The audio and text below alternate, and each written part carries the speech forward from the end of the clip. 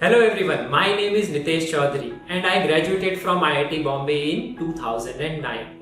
I have recently joined Sandeepni Gurukul as Foundation and Academic Director. Her parent का सपना होता है कि उनका जो बच्चा है वो IIT जेई का एग्जाम क्लियर करे, नीट मेडिकल एम्स का एग्जाम क्लियर करे या वो एक बहुत ही अच्छा इंजीनियर बने और बहुत ही अच्छा वो डॉक्टर बने, बहुत अच्छे कॉलेज से ग्रेजुएशन करे।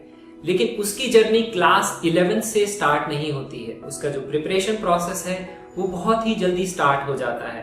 तो उसके लिए हम यहाँ पे फाउंडेशन प्रोग्राम लेके आए हैं। Along with the CBSE curriculum हम फाउंडेशन चाहते हैं स्टूडेंट्स का इतना स्ट्रांग हो कि वो क्लास 11th में जब आए तो उसको ऐसा फील नहीं हो कि एक नई दुनिया में वो पहुंच गया है। मोस्ट ऑफ द स्टूडेंट्स यही प्रॉब्लम फेस करते हैं अपनी प्रिपरेशन में, भले ही वो मेडिकल की प्रिपरेशन कर रहे हो या इंजीनियरिंग एंट्रेंस एग्जाम्स की प्रिपरेशन कर रहे हो। So it all starts from the basics. अगर बेसिक्स क्लियर हैं तो आगे बढ़ने में बिल्कुल भी प्रॉब्लम नहीं होगी। जैसे किसी भी एक बिल्डिंग का जो सबसे इंपॉर्टेंट पार्ट होता है उसका फाउंडेशन, वैसे ही जो ये जर्नी है प्रिपरेशन एग्जाम की, कॉम्पिटिटिव एग्जाम की, उसका भी फाउंडेशन स्ट्रांग होना बहुत जरूरी है। So I welcome all the parents and guardians to be part of this journey. Let us build our children future together. दो ट्रायंगल कॉन्ग्रुएंट होते हैं, मतलब वो एग्जैक्टली सेम दिखते हैं एक दूसरे से। उसके 5 रूल होते हैं। पहला रूल होता है जो आप पढ़ा होगा, दैट इज एस एस और एस। सेकंड रूल होता है S S S A S A S होता है ए एस, एक होता है ए एस और एक होता है R S R H. 5 rule को यूज करके हम ट्रायंगल का कॉन्ग्रुएंस प्रूव करते हैं। पहला वाला होता है साइड साइड साइड, तीनों साइड कॉरेस्पॉन्डिंग साइड्स इक्वल होनी चाहिए। दूसरा वाला होता है साइड एंगल साइड। साइड अभी लगता है जब दो साइड्स के बीच में जो एंगल है वो इक्वल है और वो जो साइड्स हैं वो भी इक्वल है, नहीं तो ये कॉन्सेप्ट नहीं लगा सकते। तो मैं आपको ये कह रहा हूँ कि जैसे दो ट्रायंगल अगर कॉन्ग्रुएंट होते हैं ये बोलते हैं कॉरेस्पॉन्डिंग साइड्स इक्वल होनी चाहिए। जो कॉरेस्पॉन्डिंग वर्ड है वो इंपॉर्टेंट है, क्योंकि मैं जो बता रहा था कॉरेस्पॉन्डिंग मतलब जो सेम जगह, सेम पैटर्न, सेम सिमिलैरिटी को डिनोट करता है। सिमिलर वर्ड जो है कॉरेस्पॉन्डिंग से रिलेटेड। तो जब हम बोलते हैं कि साइड साइड साइड की बात करते हैं, तो जैसे अगर ये साइड इसके इक्वल है, सेकंड वाली साइड इसके इक्वल है, थर्ड वाली साइड इसके, तो ये एग्जैक्टली सेम ट्रायंगल जिसको बोलते हैं कॉन्ग्रुएंट ट्रायंगल। ठीक है। सेकंड वाला जो रूल होता है साइड एंगल साइड, वो तब लगता है जब मान लो ये ट्रायंगल है और ये ट्रायंगल है।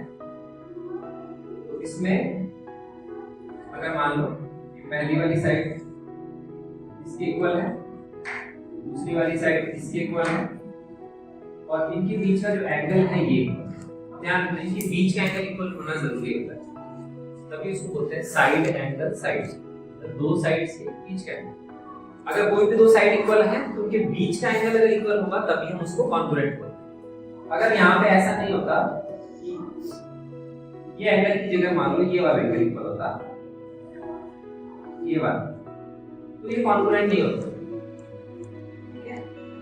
ये फिर क्या हो जाता S S A. S S A कुछ नहीं होता। इंपॉर्टेंट थिंग ये है, ये यहाँ पे किस में लिखा है, बीच में लिखा है।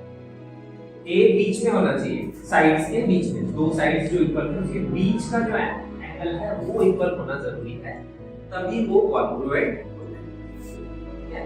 नहीं तो वो कॉन्ग्रुएंट नहीं होते। तो अगर इस तरह से लिखा हुआ है तो these triangles are not congruent। फिर हम ये बोलते हैं नेक्स्ट वाला जो रूल कहता है, तो ये वाला सेकंड वाला रूल ये कहता है ट्रायंगल तभी कॉन्ग्रुएंट होते हैं तो इसके बीच का एंगल इक्वल होगा। There can be any two sides, और जो भी दो साइड्स होंगी उसके बीच का भी एंगल इक्वल होना चाहिए, नहीं तो कॉन्ग्रुएंट नहीं होते। तीसरा रूल कहता है एएस। अब जो थर्ड रूल है उसमें अगर आप देखोगे तो पहले वाले रूल में 3 साइड्स हैं, सेकंड वाले रूल में 2 साइड्स और एक एंगल है, तीसरे वाले रूल में 2 एंगल है एक साइड, चौथे वाले रूल में 2 एंगल एक साइड। तो जब भी तीसरा और चौथा रूल क्या है, ये जो रूल है, जो सेकंड रूल था उसमें देखो 2 साइड के बीच के एंगल ठीक होना चाहिए। लेकिन थर्ड और फोर्थ रूल ये कहता है कि कोई भी दो साइड इक्वल हो, मान लो एक ही मैंने ट्रायंगल बनाया, एक ही मैंने चार ट्रायंगल बना लेता हूँ थर्ड और फोर्थ रूल के लिए, ठीक है। थर्ड और फोर्थ रूल ये कहता है कि अगर आपकी कोई भी दो एंगल इक्वल हो, मान लो ये एंगल इक्वल है, ये एंगल इक्वल है, ठीक है।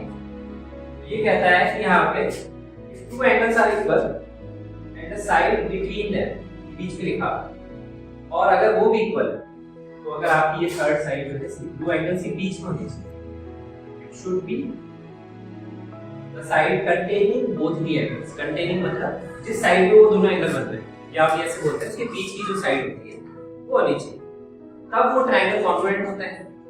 और जो फोर्थ रूल है वो ये कहता है कि अगर मान लो ये एंगल इसके इक्वल है, ये एंगल इसके इक्वल है, और अगर उसके नेक्स्ट वाली साइड है AS, मतलब दो एंगल, और उसके बाद वाली साइड अगर वो भी इक्वल है तो कॉन्ग्रुएंट। तो नोटिस करो यहाँ पे जब दो एंगल इक्वल है तो साइड अगर उनके बीच की है तो भी फर्क नहीं पड़ता, ये साइड उनके बाहर की है तो भी फर्क नहीं पड़ता, ट्रायंगल्स हमेशा कॉन्ग्रुएंट होते हैं, ठीक है। समझ में आ रहा है? इट डजंट मैटर कि वो इसके बीच की साइड है या बाहर की, लेकिन जब दो साइड्स इक्वल होती हैं तो इंपॉर्टेंट ये होता है कि एंगल उनके बीच का ही इक्वल होना चाहिए। अगर उनके बाहर का एंगल इक्वल है नेक्स्ट एंगल तो वो कॉन्ग्रुएंट नहीं होंगे। तो जब भी वो एंगल्स इक्वल होंगे जो तीसरी साइड है वो बाहर वाली भी हो सकती है और उनके बीच वाली भी हो सकती है, ठीक है। तो इसमें इस तरह से हम इसको ध्यान रखते हैं, क्योंकि यहाँ पे ये जो रूल लिखा हुआ है, ये जो रूल लिखा हुआ है एक्चुअली तो ये सेम चीज लिखी है। ऐसा इसलिए क्योंकि मान लो अगर सपोज हम यहाँ पे कोई ट्रायंगल लेते हैं and if I tell you ये वाला एंगल सपोज 30 डिग्री है और ये वाला एंगल 30 डिग्री है, फिर मान लो 70 मान लो, ये वाला एंगल कितना होगा 80 डिग्री, राइट। तो ये होगा कॉम्बिनेशन, क्योंकि ट्रायंगल में एंगल सम 180 डिग्री होता है। तो एक्चुअली मैं आपको ये कह रहा हूँ ये रूल और ये rule they are exactly same. ऐसा क्यों है? क्योंकि अगर मान लो ये एंगल इसके इक्वल है, मान लो अगर ये 30 है, ये भी 30 है, ये इसके इक्वल है, तो ये भी क्या है 70 है, तो ये भी 70, तो ऑटोमेटिकली तीसरा एंगल दोनों केस में सेम होगा, तो जैसे ही दो एंगल इक्वल हो जाते हैं third angle is automatically equal, ठीक है। तो इस डायग्राम में जैसे अगर मैं इसको यहाँ पे बना रहा था, ये वाला एंगल तो इसके इक्वल है, third angle will become automatically equal, this angle will be automatically equal to this. अब अगर तुम इसमें देखो, इसमें तो मैं यहाँ पे लिख रहा था अभी तक, दिस इज बेसिकली मैं यहाँ पे पहले लिख रहा था AS, ये लिख रहा था, लेकिन अगर मैंने दो एंगल को इक्वल किया थर्ड ऑटोमेटिकली इक्वल हो गया, तो आप यहाँ नोटिस करो मैं AS भी लगा सकता हूँ, समझ में आ रहा है? Because ASA is similar to AAS, इसीलिए जैसे ही दो एंगल इक्वल होते हैं तीसरा एंगल ऑटोमेटिकली इक्वल हो जाता है। तो तीसरा एंगल ऐसे ही ऑटोमेटिकली इक्वल होता है, तो AAS जो है that is same as AAS, क्योंकि AAS से भी वही चीज आएगी, ASA से भी वही चीज आएगी। जैसे यहाँ पे था तो ये मैंने किसके लिए लिखा था, ये मैंने लिखा था AAS के लिए, इसलिए लिखा था। अब इसको नोटिस करो, ये वाला इसके इक्वल है, सेकंड वाला इसके इक्वल है, थर्ड वाला ऑटोमेटिकली इक्वल हो जाएगा। इसकी मैं बात करूंगा, एंगल नंबर 3, ये दोनों ऑटोमेटिकली इक्वल।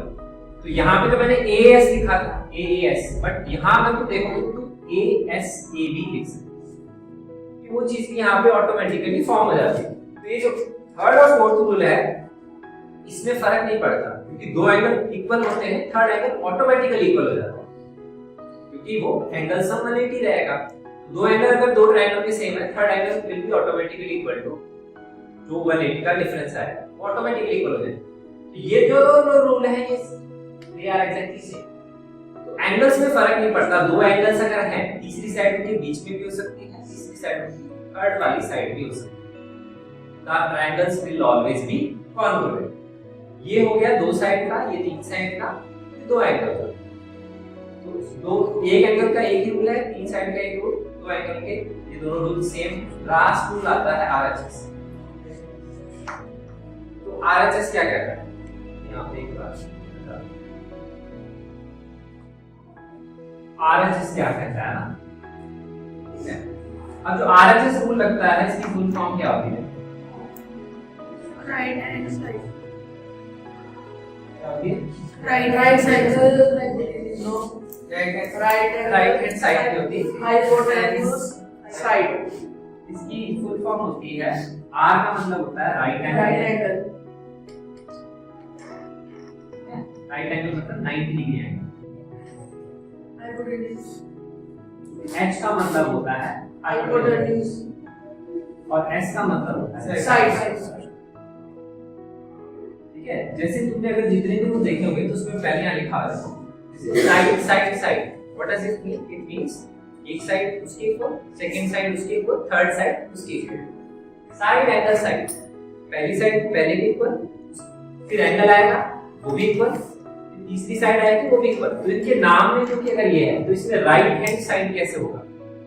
हैंड थोड़ी होता है कोई ट्रायंगल। तो यहाँ पे ये रूल में जो भी वर्ड लिखा हुआ है, जो लेटर लिखा हुआ है, उस लेटर का सिग्निफिकेंस एंगल, जो ट्रायंगल है उसी से रिलेटेड है। ट्रायंगल में हेड कुछ नहीं होता ना, ट्रायंगल में हाइपोटेन्यूज। कौन से वाले ट्रायंगल को हाइपोटेन्यूज डिफाइन करते हैं? 90 डिग्री के ट्रायंगल। इसलिए यहाँ पे जो h होता है इट रिप्रेजेंट्स हाइपोटेन्यूज। और जो थर्ड जो वर्ड लिखा हुआ है s letter, it means side. ठीक है, दिस इज द रूल। अब इस रूल को कैसे अप्लाई करते हैं इसको देखते हैं, इसका मतलब क्या होता है। और ये रूल राइट एंगल में ही, राइट हैंडेड वाले ट्रायंगल में ही क्यों लगता है, बाकी में क्यों नहीं लगता है, ये भी हम समझेंगे। अब देखो होता क्या है कि जब अपन एक 90 डिग्री का ट्रायंगल बनाया and we make one more 90 degree triangle,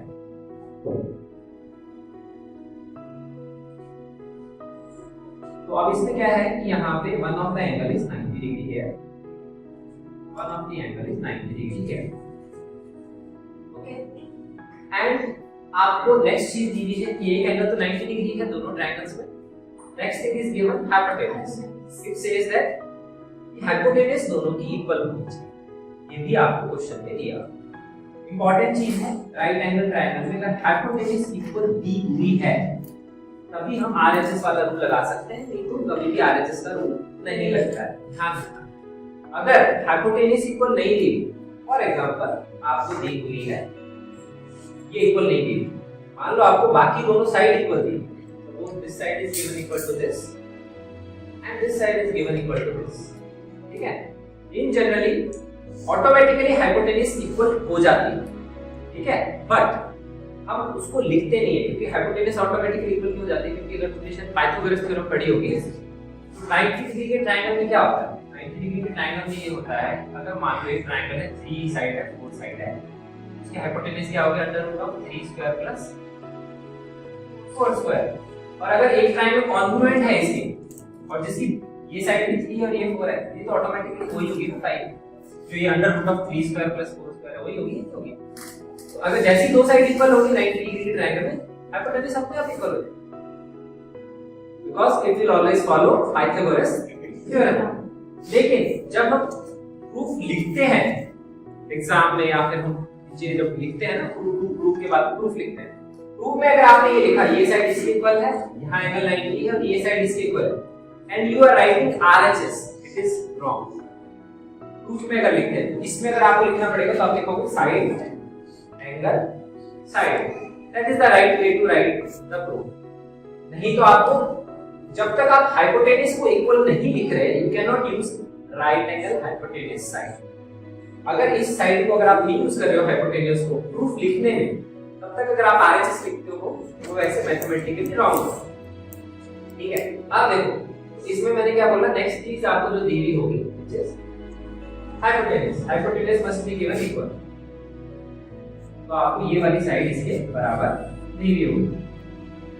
और नेक्स्ट यहाँ पे बोलता है कि कोई भी एक साइड, एक हो गया राइट एंगल, एक हो गया hypotenuse, and one of its sides.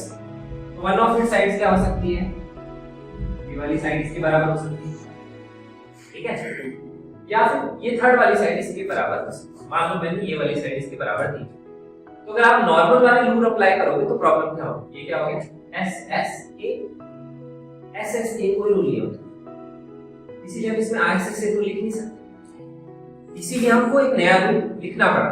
इसमें हम क्यों लिख रहे हैं आरएचएस, क्योंकि देखो दो साइड जैसी राइट एंगल में इक्वल होती है, तीसरी साइड ऑटोमेटिकली इक्वल।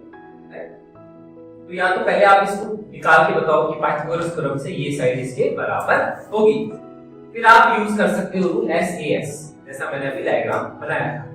लेकिन हमने उसको फिर एक नया रूल डिफाइन कर दिया कि 90 डिग्री के ट्रायंगल में रेदर देन कि हम ये बोले दो साइड इक्वल है, तीसरी वाली हम पाइथागोरस थ्योरम से लिखें उसके आगे जाएं, वो हमारा स्टेप बचाने के लिए उन्होंने एक नया रूल डिफाइन कर दिया। उन्होंने बोल दिया कि 90 डिग्री के ट्रायंगल में SSA चलता है, लेकिन उसको SSA बोलेंगे तो कंफ्यूजन हो जाएगा, हम बाकी ट्रायंगल में भी लगा सकते हैं नहीं लगा सकते हैं। तो इसीलिए उन्होंने क्या बोला क्योंकि SSA में एक एंगल तो हमेशा 90 डिग्री वाला ही लेना है, तो इसीलिए उन्होंने इसको R से डिफाइन कर दिया कि R is right angle 90 degree triangle and H is hypotenuse. Hypotenuse equal होनी चाहिए, कोई भी एक साइड इक्वल होनी चाहिए, या तो ये साइड इसके इक्वल दी गई हो या फिर आपकी तीसरी वाली साइड इसके इक्वल दी, तब हम बोलते हैं राइट एंगल हाइपोटेनस साइड वाला कॉन्सेप्ट लगा के बोल सकते हैं कॉन्ग्रुएंट। और क्यों है कॉन्ग्रुएंट मैं ऑलरेडी एक्सप्लेन कर चुका हूं, क्योंकि जैसे ही दो साइड इक्वल होगी तीसरी साइड ऑटोमेटिकली इक्वल है, ये दोनों साइड जैसे इक्वल होगी थर्ड साइड ऑटोमेटिकली इक्वल हो जाएगी ये वाली यूजिंग पाइथागोरस थ्योरम। बेसिकली जब हम RHS लिख रहे हैं तो बेसिकली हम लिख यही रहे हैं SAS, कि SAS रूल ऑलवेज फॉलो, ये तो लग ही रहा है। ये जैसे इक्वल हुई दो तीसरी तो ऑटोमेटिकली इक्वल होगी, इसका मतलब ये दोनों ट्रायंगल कॉन्ग्रुएंट है। 90 डिग्री के ट्रायंगल में you can write RHS only if you are writing one of the sides as hypotenuse, जिसको आप इक्वल कर रहे हो, कोई भी एक साइड इक्वल कर रहे हो और एक 90 डिग्री का ट्रायंगल एंगल जब लिख रहे हो तभी। अब क्या होता है, अब देखो तो ये हो गया, ये तो पांचों रूल हो गए, ये हमेशा अपने दिमाग में रखते हैं। तो या तो तीन साइड या दो एंगल एक साइड, दो एंगल एक साइड में, दो एंगल एक साइड ASA भी हो सकता है, AAS भी हो सकता है, या फिर दो साइड एक एंगल। दो साइड एक एंगल में एक ही रूल है, साइड के बीच का एंगल होना चाहिए, साइड वाला एंगल इक्वल है तो वो रूल फॉलो नहीं करेगा। और लास्ट वाला रूल है right angle hypotenuse side, this is not right hand side, वो LHS RHS अलग होता है।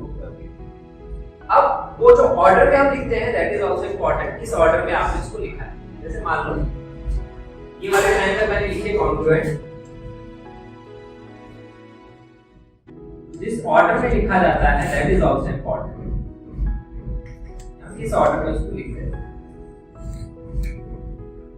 जैसे सपोज यहाँ पे मैं इस ट्रायंगल को नेम कर देता हूँ, this is your A, this is your B, this is your C, ठीक है।